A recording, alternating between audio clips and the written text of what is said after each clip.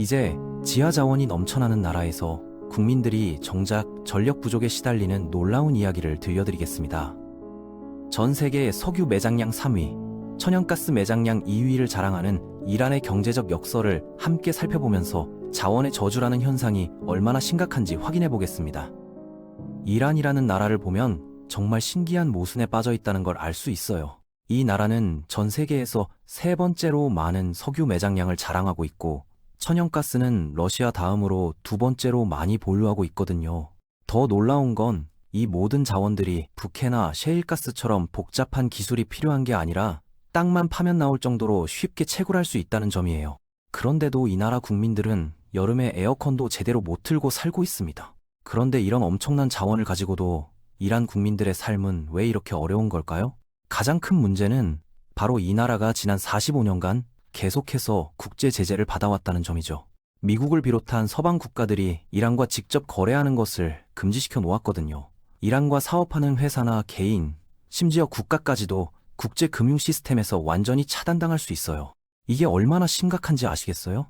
예를 들어서 한국 회사가 이란과 거래를 한다면 그 회사는 미국 시장에서 완전히 배제될 수 있고 미국 달러로 진행되는 모든 국제 거래에서도 차단당할 수 있거든요.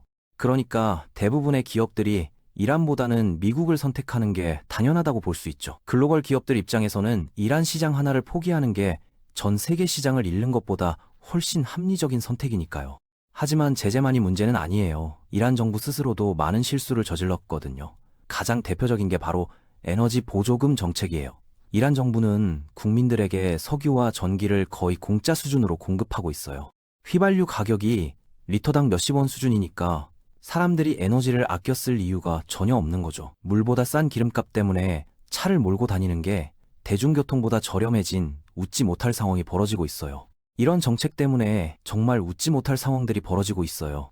암호화폐 채굴업자들이 정부 보조금으로 싼 전기를 써서 비트코인을 만들어내고 있거든요. 그러면서 정작 일반 시민들은 여름에 에어컨을 켤 전기가 부족해서 정전을 겪고 있어요.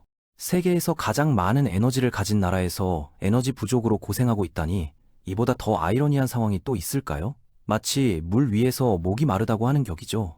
더 심각한 건 이란의 에너지 효율성이에요. 덴마크와 비교해보면 이란은 덴마크보다 훨씬 많은 에너지를 사용하면서도 경제 생산량은 5분의 1 수준밖에 안 돼요. 이게 무슨 뜻이냐면 같은 양의 에너지로 덴마크는 5배 더 많은 부가가치를 만들어낸다는 거거든요.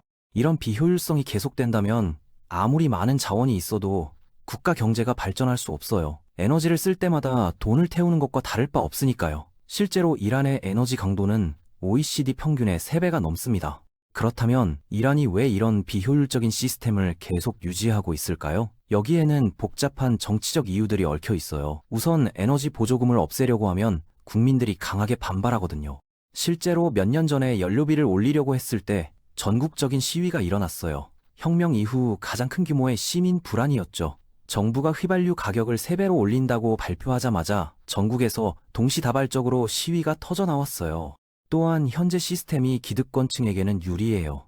제재 때문에 생긴 암시장에서 엄청난 이익을 보고 있는 사람들이 있거든요. 정부 보조금으로 싼 연료를 사서 이웃나라로 밀수해서 2000% 이상의 마진을 남기는 사업이 번창하고 있어요.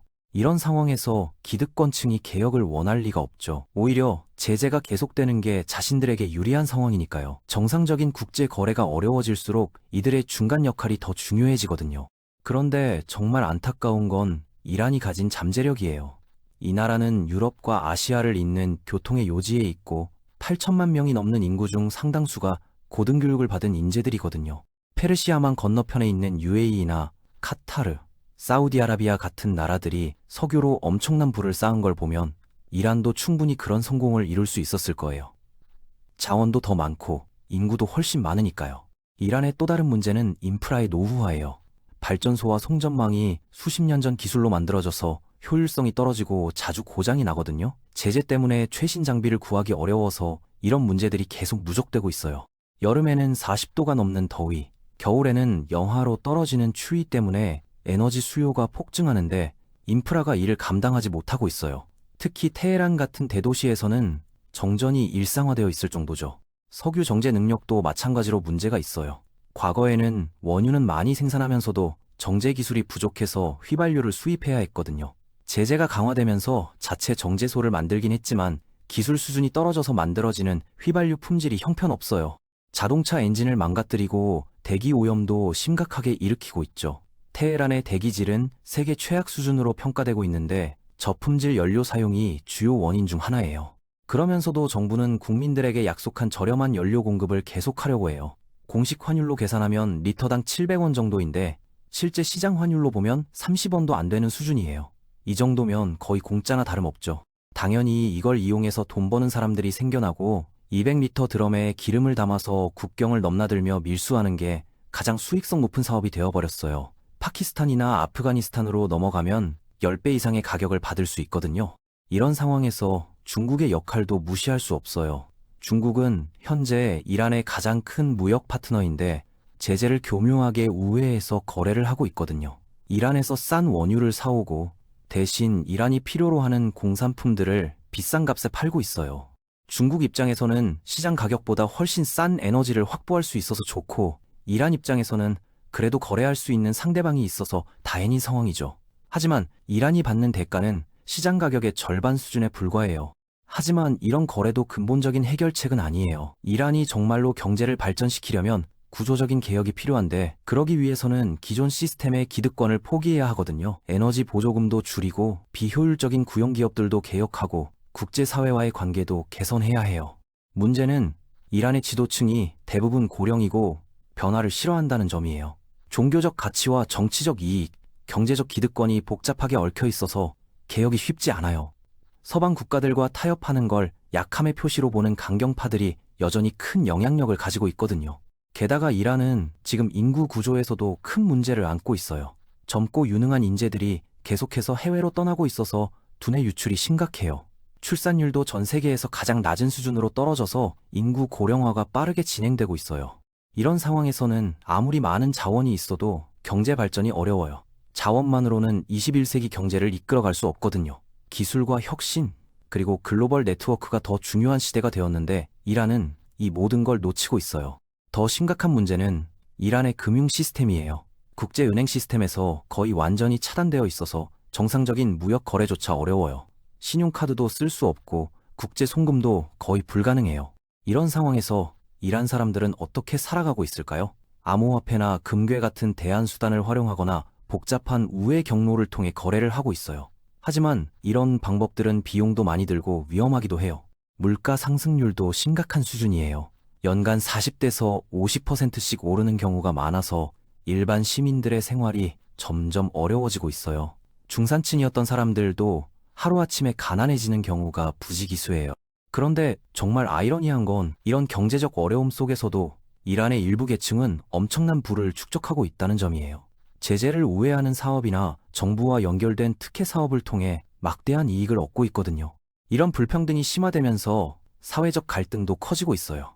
젊은 세대들은 기성세대의 정책에 대해 강한 불만을 표출하고 있고 정부에 대한 신뢰도 계속 떨어지고 있어요.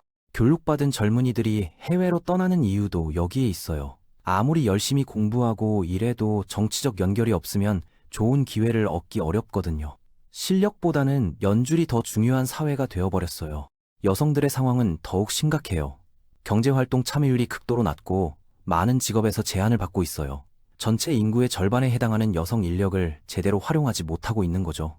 결국 이란의 경제 문제는 단순히 제재나 자원 의존 때문만이 아니라 정치, 사회, 문화적 요인들이 복합적으로 작용한 결과라고 볼 수 있어요. 세계에서 가장 큰 에너지 잠재력을 가진 나라가 그 잠재력을 제대로 활용하지 못하고 있다는 건 정말 안타까운 일이죠. 하지만 현재의 시스템이 너무 많은 기득권과 연결되어 있어서 쉽게 바뀔 것 같지는 않아요. 이란 국민들과 전 세계에 정말 도움이 될 수 있는 엄청난 가능성을 가진 나라인데도 말이에요. 만약 이란이 국제사회와의 관계를 정상화하고 내부 개혁을 단행한다면 중동 지역의 경제 지형도가 완전히 바뀔 수도 있어요. 하지만 그런 변화가 일어날 가능성은 당분간 높지 않아 보입니다. 이란의 사례를 보면서 우리는 중요한 교훈을 얻을 수 있습니다. 풍부한 자원은 축복이 될 수도 있지만 잘못된 정책과 국제적 고립이 결합되면 오히려 저주가 될 수 있다는 것을 보여주는 대표적인 예입니다. 세계 3위의 석유 매장량을 가진 나라에서 국민들이 정전으로 고통받고 젊은 인재들이 희망을 찾아 해외로 떠나는 현실은 21세기 경제에서 자원만으로는 충분하지 않다는 걸 명확히 보여줍니다. 진정한 국가의 부는 땅속에 묻힌 자원이 아니라 그 자원을 효율적으로 활용할 수 있는 시스템과 제도, 그리고 국제사회와의 협력에서 나온다는 사실을 이란은 뼈아프게 증명하고 있습니다. 여러분은 이 이야기를 보면서 어떤 생각이 드시나요? 자원의 저주에서 벗어나기 위해 이란에게 정말 필요한 것은 무엇일까요?